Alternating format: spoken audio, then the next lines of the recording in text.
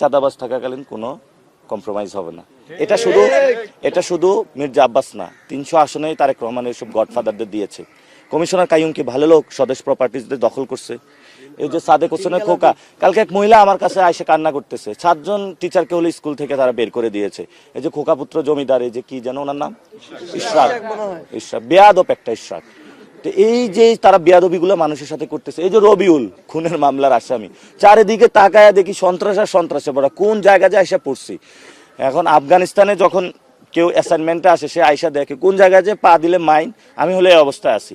শাহজাহানপুরের দিকে যাই, ওইখানে একটা মাইন, ওই মাইন আমার হলো ডিফিউজ করতে হইতেছে। ধানমন্ডির দিকে আরেকটা মাইন, উত্তরার দিকে জাহাঙ্গীরকে লাগায় রাখছে, ঢাকা 20 একজনকে, সবগুলো তো দেখেন গডফাদার সন্ত্রাসী। এখন বলছে উনি প্ল্যান করে আসছে, কি প্ল্যান? যেখানে হলো লিচু গাছ আছে ওই জায়গায় লাগাবে, যেখানে আম গাছ আছে ওইটা লাগাবে, আরেক জায়গায় উনি কি করছে, যেখানে মেডিকেল বিশ্ববিদ্যালয় আছে ওইখানে করবে, ওটার উপরে আরেকটা করবে। তো কয়েকদিন পরে ঘোষণা দিবে যে বিএনপি যেটা আছে আরেকটা বিএনপি প্রতিষ্ঠা করা লাগবে।